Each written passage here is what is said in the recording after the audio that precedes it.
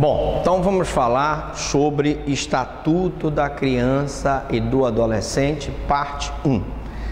Nessa aula nós vamos começar falando do princípio da doutrina da proteção integral, né? O princípio da doutrina da proteção integral, que está previsto no artigo 1º do Estatuto da Criança e do Adolescente, trata do princípio da doutrina da proteção integral, que diz: a aplicação desse princípio tem duas consequências. Primeira consequência, o ECA atinge criança e adolescente em qualquer situação. Podem ser pobres, ricos, com pais, sem pais, em casa, em creches. Quando eu digo que atinge a criança em qualquer situação, basicamente o Estatuto da Criança ele vai resguardar os direitos e garantias da criança e atuar principalmente em duas situações: a situação de risco e a situação em que a criança o adolescente pratica ato infracional. Então, toda vez que uma criança ou um adolescente estiver em situação de risco, estiver exposto à violação dos seus direitos, ou quando o adolescente estiver praticando ato infracional, o Estatuto da Criança e do Adolescente vai atuar. Mas, principalmente, o ECA ele tem um princípio da universalidade, ou seja, ele atinge a criança em qualquer situação, seja ela pobre, seja ela rica, né? Com pais, sem pais, em casa, na rua ou em creches. E também na letra B, todo e qualquer direito da criança ou do adolescente, visto como pessoas em desenvolvimento, são abrangidos pelo ECA. A condição de pessoa em desenvolvimento é uma condição que o ECA estipula. Crianças e adolescentes não podem ser tratadas como adultos. As crianças e os adolescentes não têm condições de entender plenamente o caráter de suas condutas e de determinar-se de acordo com esse entendimento, porque são pessoas em desenvolvimento. Portanto, podem ter assistência jurídica, moral, social e cultural. Assistência jurídica, através de um advogado ou através de um defensor constituído para a defesa dos seus direitos. Social, através de uma rede de retaguarda que faz o atendimento daquelas crianças.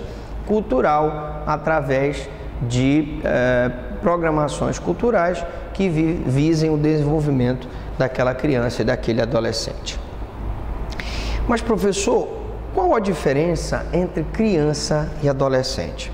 O artigo 2º dispõe quem é criança e quem é adolescente. A criança é a pessoa de até 12 anos de idade incompletos. Criança é a pessoa até 12 anos de idade incompletos. E o adolescente é a pessoa de 12 a 18 anos de idade incompletos. Por que 18 anos incompletos?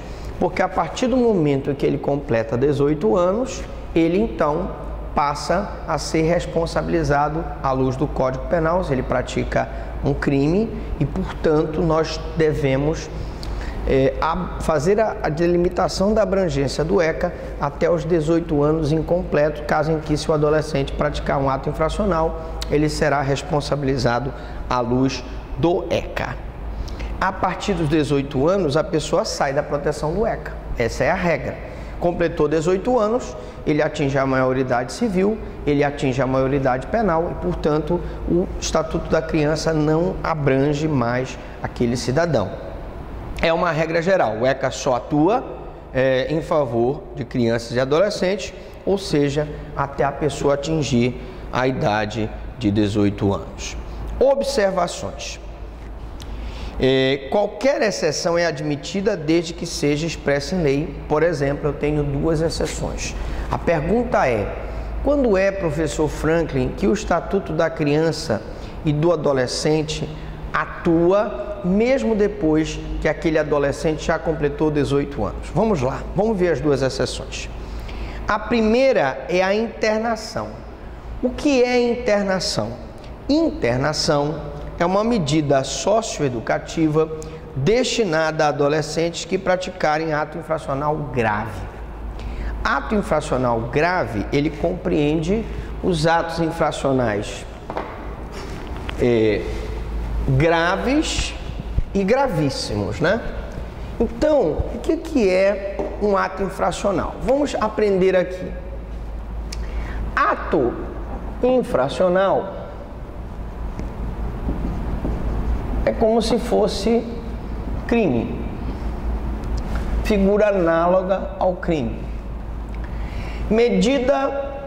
Medida socioeducativa é como se fosse análoga à pena. Nós temos a representação contra o adolescente.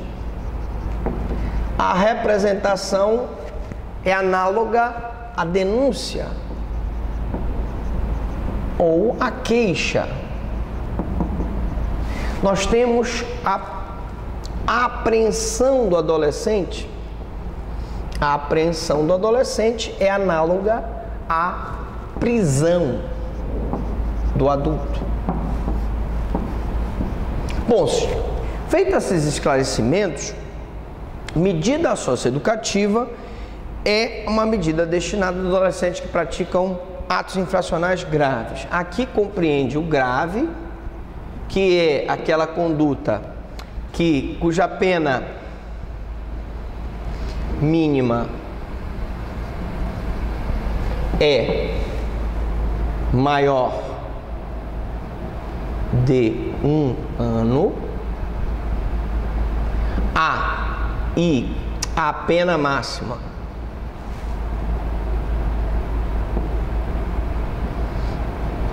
é maior de 2 anos, mas não é crime hediondo. E também a internação se aplica a infrações gravíssimas. As infrações gravíssimas são os crimes hediondos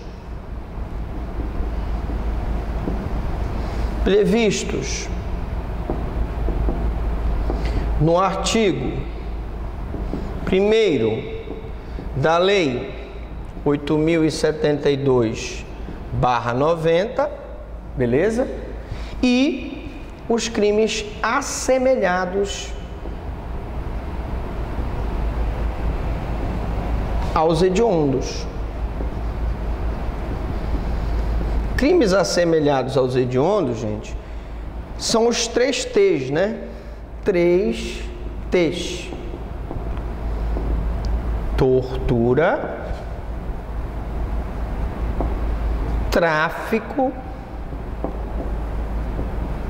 e terrorismo.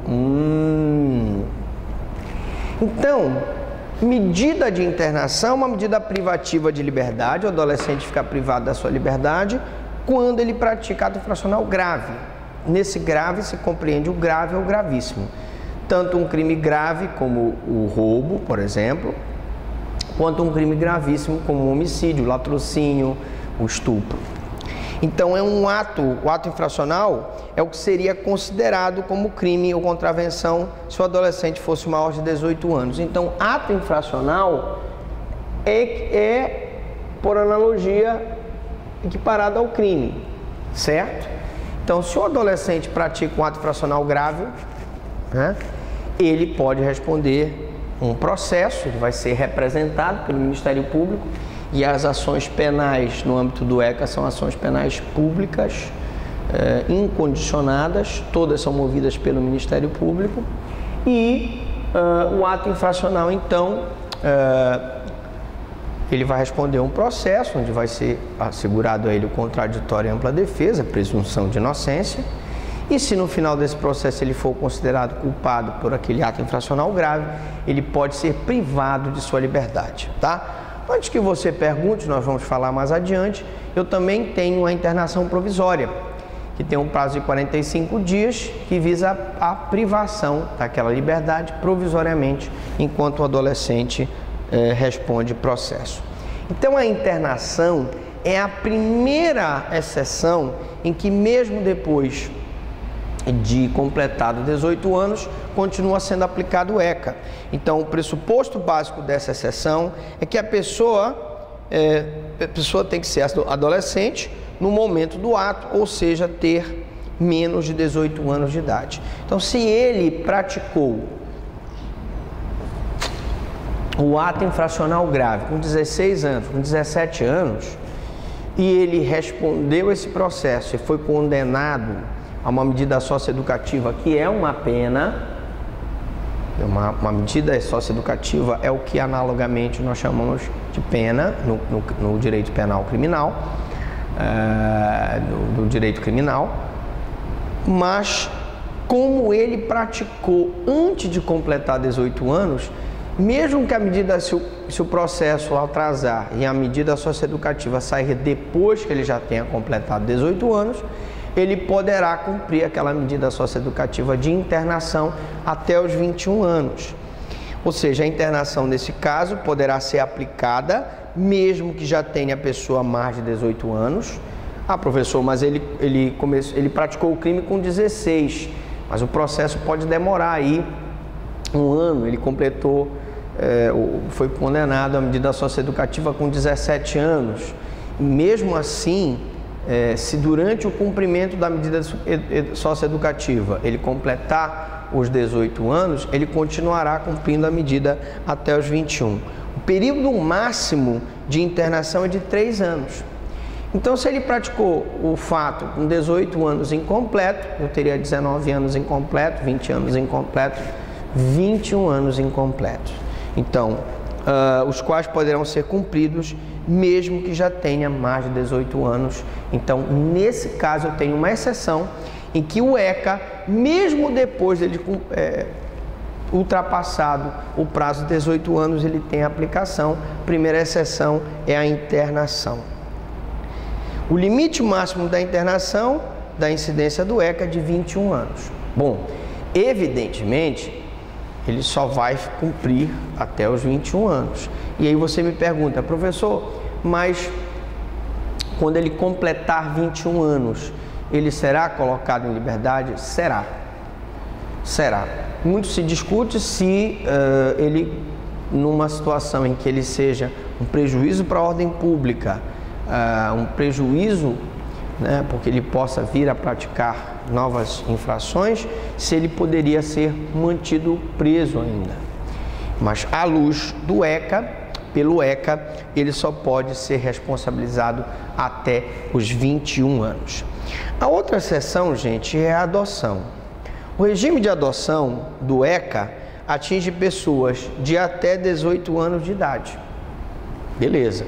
Então, norma geral, o ECA só é aplicável àqueles adolescentes que tiverem 18 anos incompletos. Se a pessoa for maior de 18 anos, aí o regime de adoção é o que está previsto no Código Civil. Então, nós podemos ter uma adoção de uma pessoa maior de 18 anos pelo Código Civil. Para quem viu o filme Ben-Hur, deve estar lembrado que o Ben-Hur, ele salva um general romano de uma batalha, que ele é prisioneiro num barco, e que aquele general romano fica tão agradecido pela conduta que ele acaba adotando o Ben-Hur. Então foi uma adoção aos moldes do Código Civil, porque o Ben-Hur já era maior de 18 anos. Bom, então a regra é o seguinte: menor de 18 anos, ECA, maior de 18 anos, Código Civil. Contudo, o ECA permite, no entanto, a adoção pelo seu sistema de maiores de 18 anos, desde que ele esteja anteriormente sob a proteção do ECA. Exemplo, menor que já estava sob tutela, menor que estava já sob a guarda. Então, imaginemos um casal que tivesse, por exemplo, a guarda daquela criança ou daquele adolescente, e que essa guarda se estendesse aí durante muito tempo e que de repente aquele casal já por volta dos 17 anos ele resolvesse adotar aquele menino ou aquela menina.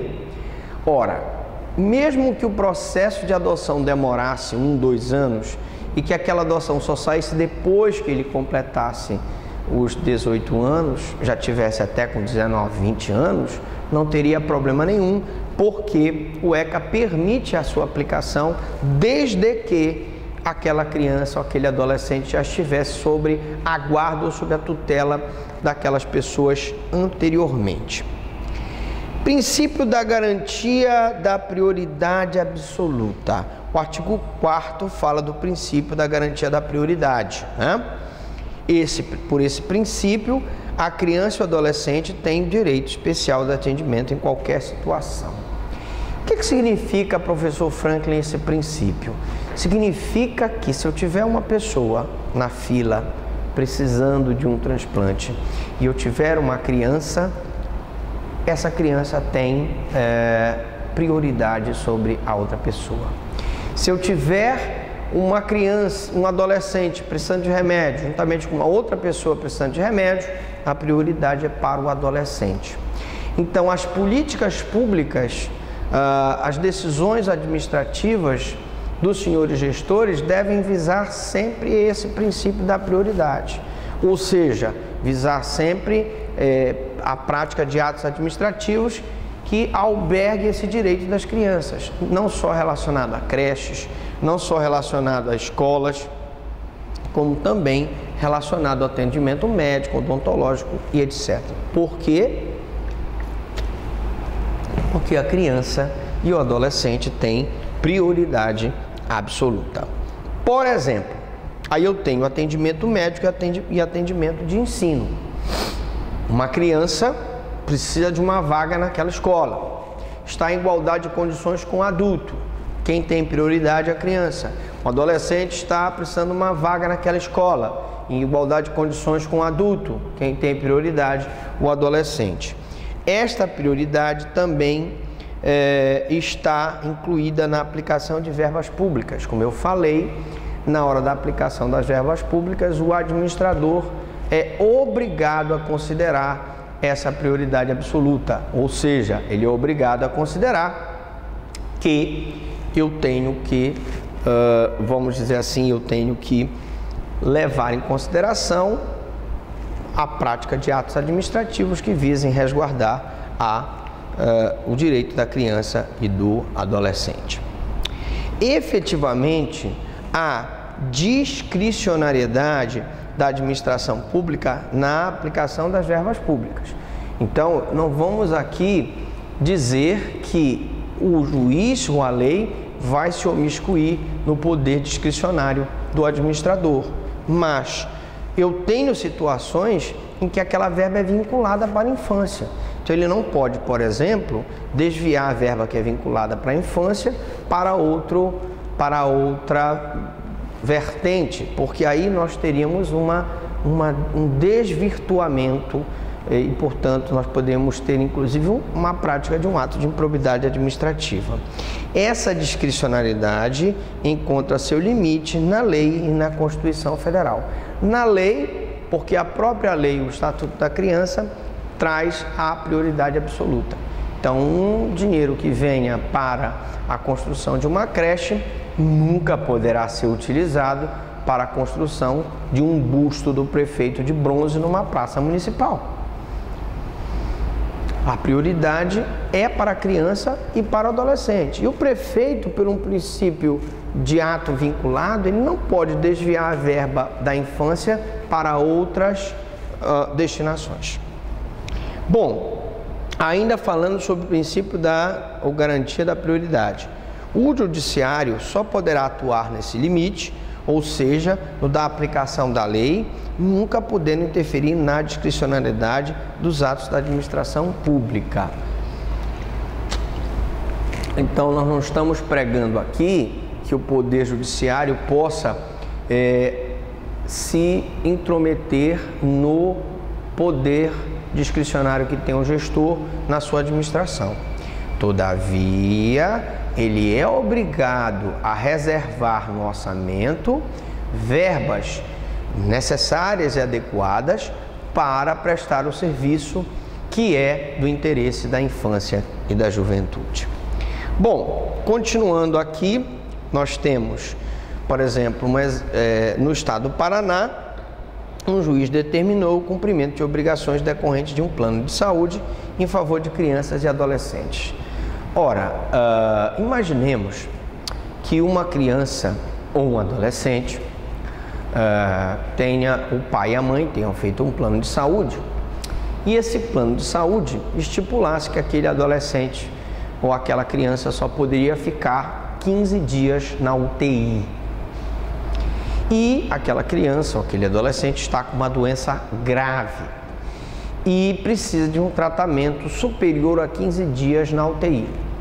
Quando completa 13, 14 dias, o plano chega para os familiares e diz: olha, é o seguinte, o plano a partir do 15º dia não responde mais pelo tratamento do seu filho. O senhor vai ter que pagar um hospital particular para continuar o tratamento. Ora, se aquele casal, se aquela família entra com uma ação na justiça, baseado nesse entendimento, o juiz pode conceder uma liminar para obrigar o plano de saúde a manter aquela criança, aquele adolescente na UTI pelo tempo que for necessário ao seu tratamento. Porque essa norma que estipula um prazo de 15 dias no contrato lá do plano de saúde é uma norma abusiva, é uma norma leonina e que, frente ao princípio da prioridade absoluta, pode facilmente ser derrubada. Então, é um contrato sigiloso, o plano de saúde, né? Contrato regido pelo Pacta Sunt Servanda, mas seu limite está nas disposições cogentes. Hoje em dia já caiu há muito tempo esse princípio do Pacta Sunt Servanda, que só vale o que foi acordado pelas partes. Não é só o que foi acordado pelas partes no contrato. Aquele contrato deve ser interpretado por uma interpretação lógico-sistêmica. Ele deve ser interpretado à luz dos outros dispositivos, à luz da Constituição, à luz do ECA, que diz que a criança ou adolescente tem prioridade absoluta. Ainda falando sobre o princípio ou garantia da prioridade, esses interesses são interesses indisponíveis, porque o direito à saúde ele é um interesse indisponível, o direito à educação é indisponível, né? Então, entre um interesse difuso e coletivo, individual homogêneo e uma regra contratual, prevalecem aqueles. Então, entre a regra contratual do plano de saúde, que estipulava 15 dias na UTI, e o direito indisponível daquela criança ou daquele adolescente que precisava de direito à saúde, prevalece o direito à saúde. Então, prevalece os interesses difusos, coletivos e individuais homogêneos. Porque muita gente me pergunta: professor, mas o Ministério Público entrou com uma ação em favor de uma só criança. Mas aquela criança tem interesse individual homogêneo amparado pelo Ministério Público. Mas o Ministério Público poderia ter entrado com uma ação em favor de uma coletividade de crianças, várias crianças que precisavam de, por exemplo, leite. Elas têm intolerância à lactose e precisam que o poder público forneça o leites caros. E nesse caso o Ministério Público também pode atuar em defesa de interesses difusos e coletivos, como também em defesa de interesses individuais e homogêneos. Esse princípio não vale só para os órgãos públicos, ou seja, o ECA determina também o princípio da cooperação, onde todos estão obrigados a zelar pelo interesse da criança e do adolescente. Então, esse princípio da cooperação é um princípio geral. Todos devem trabalhar em favor do direito da criança e do adolescente. Isso vale para o atendimento médico, na hora que a criança chega precisando do atendimento médico, é um recém-nascido, ele precisa ser logo atendido, sob pena do não atendimento vir a gerar um risco até da morte daquele recém-nascido. É uma criança que precisa estudar, a escola não pode se negar a permitir que ela estude, ela tem que arranjar uma vaga. Se não tem naquela escola, se vai arranjar uma vaga numa escola mais próxima do local daquela criança. É uma criança que está em situação de risco, quer porque esteja num local onde está sendo consumido droga, quer porque esteja num local onde as pessoas estão consumindo bebida alcoólica, quer que seja num local onde as pessoas estão brigando, ou há um tiroteio, ou há uma situação de risco. Qualquer um tem obrigação de zelar pelos direitos das crianças e dos adolescentes. Em relação à aplicação e interpretação da lei, nós temos que ressaltar que o artigo 5º e o artigo 6º trazem normas de aplicação e interpretação de leis, principalmente do ECA. E na interpretação do ECA e de qualquer princípio relativo à criança e ao adolescente, o juiz deverá levar em consideração a peculiar condição de criança e adolescente como pessoas em desenvolvimento. É o que eu disse, a nível legislativo, a nível legal, nós temos que interpretar o ECA em relação à criança e ao adolescente como pessoas em desenvolvimento, pessoas que não têm condições de entender ainda plenamente o caráter de suas condutas e de determinar-se de acordo com esse entendimento. Então, por isso é que se justifica aquelas crianças e aqueles adolescentes um tratamento especial. Nós não podemos dar um tratamento ao adolescente que pratica um ato infracional igual ao maior de 18 anos que é imputável e que praticou o crime, porque eu estaria contrariando essa questão da pessoa em desenvolvimento. Falando ao direito à saúde, direito à vida e à saúde, esse direito existe a partir da concepção e não a partir do nascimento. E as regras práticas são obrigação de atendimento pré-natal. Então, a partir do momento em que a gestante, mulher engravida, ela tem direito ao pré-natal. E o pré-natal é muito importante, o acompanhamento daquela criança, para a detecção de doenças que poderão ser tratadas, inclusive ainda no âmbito gestacional. Outra questão é alimentação e cuidados com a gestante, né? Então, a alimentação adequada da gestante, a gestante não deverá ingerir bebidas alcoólicas, não deverá usar drogas, sob pena de prejudicar o próprio nascituro. O direito ao aleitamento materno, artigo 9º, mesmo que a mãe esteja presa. Estão nas disposições da Lei de Execução Penal, está estipulado que a gestante e a lactante têm direito à prisão domiciliar, como também aquela pessoa que está cuidando de pessoa que por deficiência mental não pode ser tratada sozinha. Imagine que é uma mãe que tem um filho com um portador de síndrome de Down. Nesse caso, o juiz autoriza a prisão domiciliar, ele dá o direito à gestante de amamentação, ele pode autorizar a prisão domiciliar para que a gestante amamente o seu filho, através do aleitamento materno, cuide daquele filho menor que tem problemas mentais. Isso tudo está previsto na Lei de Execução Penal. Ainda falando do direito à saúde, nós temos a obrigação dos hospitais de manterem registros individualizados do nascimento, do tratamento que foi dado à criança ou adolescente. Então, o hospital, ele tem que manter aquele registro de nascimento, ele tem que manter aquele registro aquela criança que nasce, ela é colocada uma pulseira para identificação, para que ela não seja trocada, e aquela criança, o ideal seria que no próprio hospital nós já tivéssemos uma filial do cartório para que imediatamente ela fosse registrada, né? E além disso, quando a criança nasce ou nos dias posteriores ao seu nascimento, devem ser feitos aqueles exames para constatar certas doenças, como o hipotiroidismo e outras doenças que, se forem constatadas no início, a criança recebe o tratamento e não desenvolve a doença.